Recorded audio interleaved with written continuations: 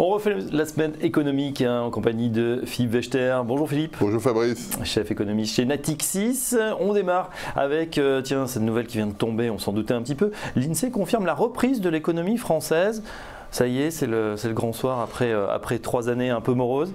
Oui, après des années qui progressivement sont améliorées, mais c'est vrai qu'en 2017, les chiffres sont bons. L'INSEE ajuste sa prévision de croissance, mais tout le monde était déjà monté à 1,7 ou 1,8% pour 2017. Nous étions déjà à 1,8 avant la publication de l'INSEE.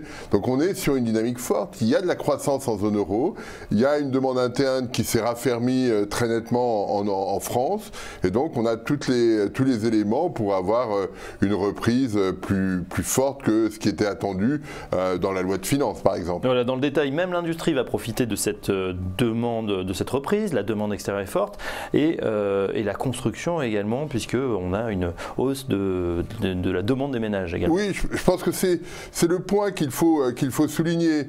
Quand on regarde sur l'année 2017, on a une amélioration dans la construction depuis le début de l'année, et ça se traduit aujourd'hui par des chiffres d'emploi dans la construction qui sont nettement améliorés. Et dans l'industrie, on a des signaux qui sont très forts depuis de nombreux mois maintenant.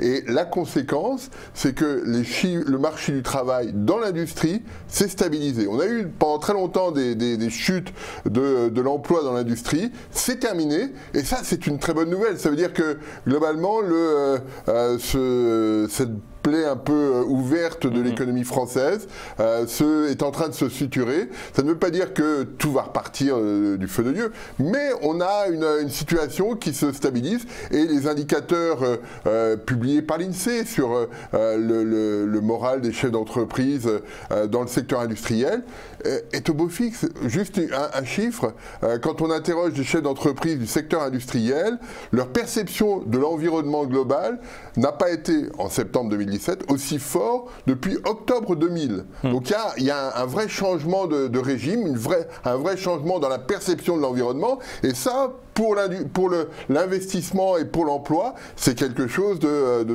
très bon, et donc ce qui permettra de pérenniser la reprise, puisque ça va avoir un effet de contagion sur les services, et donc on a quelque chose de plutôt vertueux aujourd'hui en France. Les services qui bénéficient en plus du retour des touristes, ça c'est dans tout ce qui est hébergement, restauration, transport. On sait, tiens, une question pour l'économiste, on sait que la France rentre plus tard dans la crise, on a plein de phénomènes de coussins amortisseurs par rapport aux pays anglo-saxons notamment. On s'y remet aussi plus lentement. Est-ce que c'est une croissance durable ? Alors, il y a deux choses que je dois dire là-dessus. La première, c'est que effectivement, on a une rupture qui était un peu moins forte, une reprise qui était un peu plus lente, et un des aspects des ordonnances sur le marché du travail est de faire de telle sorte que cette reprise soit un petit peu plus rapide sur l'emploi. Parce que là, on voit bien qu'il y a des décalages très forts entre la reprise d'activité et la reprise de l'emploi. C'est probablement un peu excessif, et les ordonnances ont pour objectif de limiter ce délai. Donc ça, c'est le premier point. Le deuxième point, l'économie française est dans une situation qui est effectivement de reprise un petit peu plus lente. Est-ce que c'est grave? Non. Est-ce qu'on est au pic? Ça, c'est la question qu'on a sur la France et la zone euro. C'est-à-dire qu'on va avoir 1,8% de croissance cette année, probablement des chiffres un peu similaires l'année prochaine. On va avoir des chiffres de 2,2% pour la zone euro, un peu similaires l'année prochaine, mais probablement que là, on sera pas loin du top du cycle économique. Et donc, tout le rôle de la politique économique en France et en zone euro va être de faire de telle sorte que de pousser la croissance potentielle, donner des incitations notamment sur l'investissement, pour que ce 2% de pic, eh bien, progressivement, ne retombe pas aussi rapidement qu'on pourrait l'imaginer en 2019. Donc là, il y a un rôle des politiques économiques qui est majeur dans la période où tout va bien. C'est parce que tout va bien qu'il faut tout changer pour prolonger la croissance dans le temps. Qu'il faut accélérer, effectivement. Allez, tiens, une autre thème de cette semaine, c'est ce qui s'est passé en Catalogne. Alors, au début, les marchés n'en ont pas tellement pris conscience, et puis on a vu quand même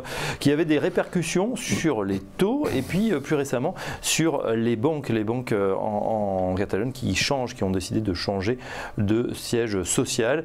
Est-ce que ça pourrait être le foyer d'une nouvelle crise qui se passe en Catalogne, Philippe Bechster? La question simple sur la Catalogne, au-delà des problématiques politiques entre Madrid et Barcelone, c'est que s'il y a effectivement indépendance, la Catalogne sort de l'Union européenne et donc de la zone euro. Et pour les banques, la banque Sabadell et puis la Caixa qui se réunit aujourd'hui, de sortir de la Catalogne pour leurs sièges sociaux, c'est avoir accès au refinancement de la Banque Centrale Européenne. Donc ça, c'est quelque chose d'important. Ça veut dire qu'elles sont en train d'anticiper ou du moins de prendre aucun risque par rapport à une éventuelle sortie? Elles limitent le risque parce que si vous êtes la banque, même ce sont des grandes banques, si vous n'avez plus de banque centrale, comment ça se passe?